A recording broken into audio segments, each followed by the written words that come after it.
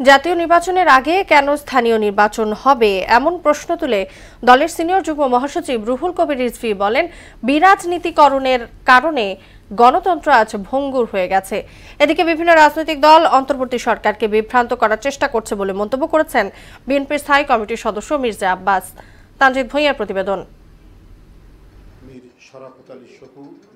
রাজধানীর নয়াপল্টনে দলের কেন্দ্রীয় কার্যালয়ে পবিত্র শবে বরাত উপলক্ষে মিলাদ মাহফিলের আয়োজন করে বিএনপি। এ সময় দলের সিনিয়র যুগ্ম মহাসচিব রুহুল কবির রিজভী বলেন, জনগণের কাছে ক্ষমতা হস্তান্তর করতেই লড়াই করেছে দেশের মানুষ।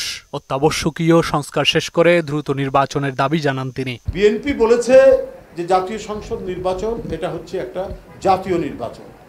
এই নির্বাচনের মধ্যে দিয়ে রাজনৈতিক ক্ষমতা রাজনীতিবিদের হাতে থাকবে, আর এই ক্ষমতার উৎস হচ্ছে জনগণ। জনগণের কাছে ক্ষমতা ফিরিয়ে দিলে রাজনৈতিক শক্তি বিকশিত হবে, এবং সেই রাজনৈতিক বিকশিত শক্তির মধ্যে দিয়ে যত নির্বাচন আছে সেই নির্বাচন হবে।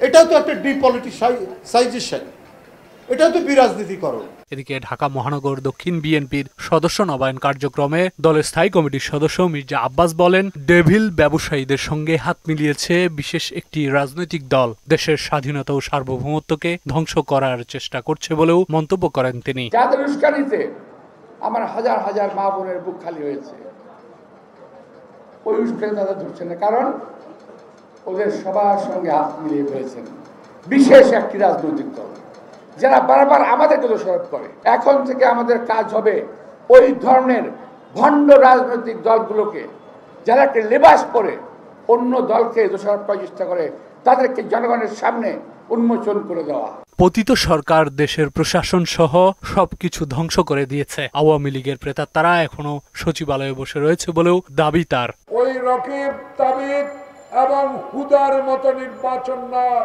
আমাদের বর্তমান প্রধান নির্বাচন কমিশনের অধীনে মৃত ব্যক্তির ভোট, দিনের ভোট হাতে নয়, এমন একটি ভোট দিয়ে বাংলাদেশের জনপ্রতিনিধির ক্ষমতা হস্তান্তর করুন, দেখবেন দ্রব্য মূল্যের ঊর্ধ্বগতি বন্ধ হয়ে যাবে। তানজিদ ভূঁইয়া, মহানা সংবাদ, ঢাকা।